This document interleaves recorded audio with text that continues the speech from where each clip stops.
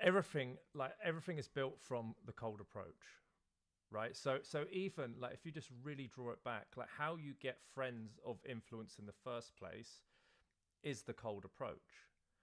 And then it becomes like a daisy chain effect of them being introduced to their extended network, their extended network, etc., etc.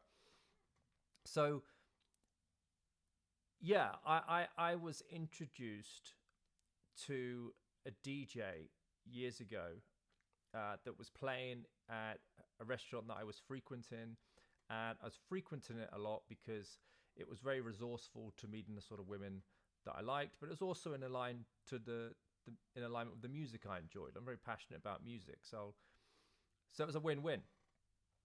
And that relationship with that DJ grew over time. Again, I've same stuff I always say, like just add these new people onto your social media. And because this person was always out in event space all the time, you see where they're playing. So you turn up, you support, you show up, and you become a familiar face. And then a friendship is then built. So this friendship has lasted for years, right? And I had just come back from Ibiza, and I was riding the high of, coming back from Ibiza. In actual fact, that DJ girl was out in Ibiza whilst I was there. So I met up with her. We hung out.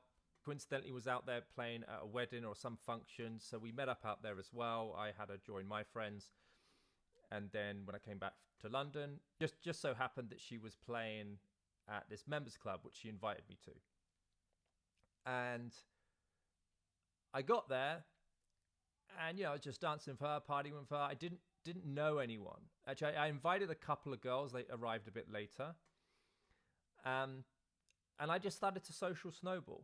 I think the stick was I had sunglasses, and everyone had sunglasses, and I was like, hey, where's your wristband? Where's your wristband? Like, have you got backstage pass? Just playing around. And then I just sort of like invite the girls behind the DJ. I mean, it wasn't even that big of a thing. It was just like a joke sort of thing. It was like a restaurant. There was no backstage as such. So I was just I was just playing along to the gimmick. And they're all having a good time. We've got the sunglasses on, blah, blah, blah. So again, like I'm being the source of joy. And I saw this girl, and she was actually turns out to be a friend of someone else I already had connected with. So there was no major interaction of her. In fact, she was in the middle of conversation of a girl, and I just sort of, a few words were shared, but nothing. Not even enough time to establish any rapport, to establish any sort of commonality, nothing. I sat down with her friend. I got to know her a bit more because that was the first sort of time that I'd actually seen her for a while. And we really got into her stuff. She's in the healing space. And then the two other girls that I invited, they turned up. So I spent a bit of time with them. And then I left. And then from the back, off the back of that party, the girl who is now my girlfriend, I then bump into her two other places, right? One of those places was I went to, it was like Christie's auction house, and they were auctioning off all of Freddie Mercury's furniture, belongings, stuff, like possessions. It was amazing. And I had two American friends that were in town, and I just lost them in there. And then in the middle of looking for them, boom, she's just there. Like the girl who was my girlfriend was just there. And we recognized each other. It was like, oh, how are you? Blah, blah, blah. And then we exchanged a bit more. But that was like the second part to our story. And then the third time we met was where my friend, who was a photographer, she was doing an exhibition, and she asked me to do the Q&A with her, like sit down and panel talk her. And these girls were invited, a group of friends were invited to that. So again, I mean, I guess it was kind of attractive to see me on stage, bit of status. Again, nothing, no interaction off the back of that whatsoever. Now, What changed, right? This is where it changes. It was around the time the David Beckham documentary came out on Netflix, right? And everyone was watching it. Everyone was watching it. So it was a hook, very strong hook. And Instagram had just released this new feature. You may have seen it already. It's called Notes. So it's got a little speech bubble. If you're going to message, you can type anything. And I think that, they allow you to put some music you listen to as well, whatever. And I just simply used that space and I said, "Who's seen the Beckham doc?" Right? And so it's an open question.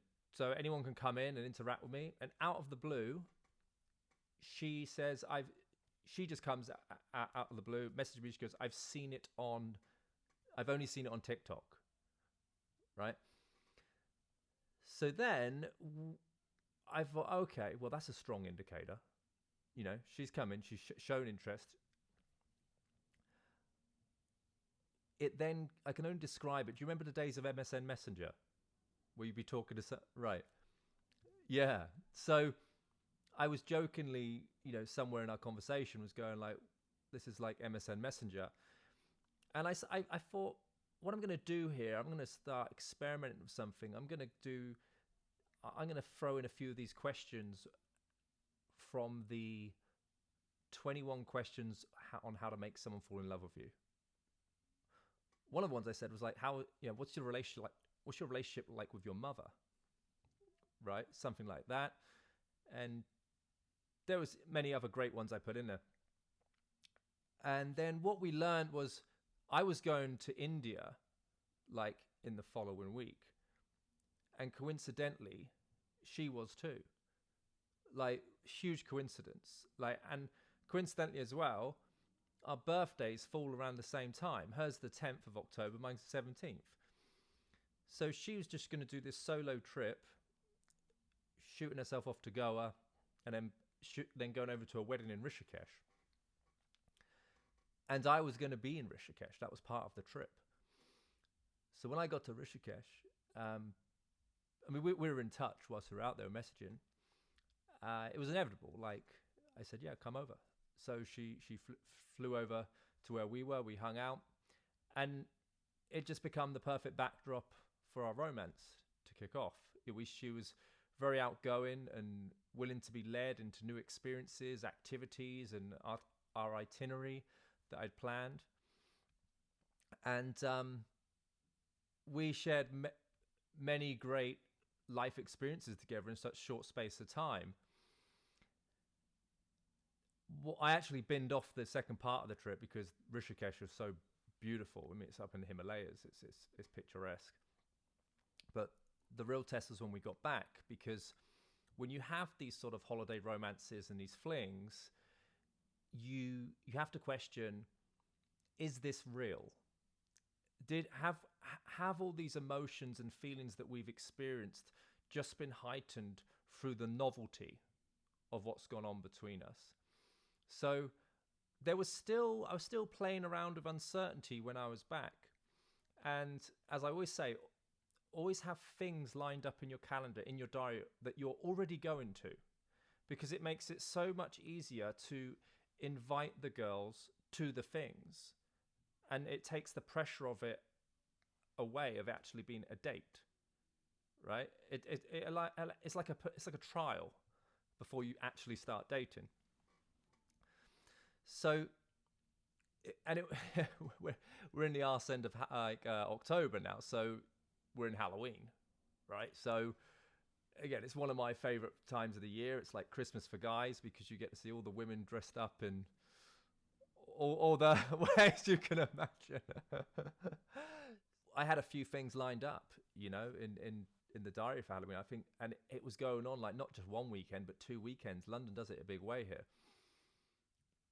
And I invited her to one event, and she came with a friend.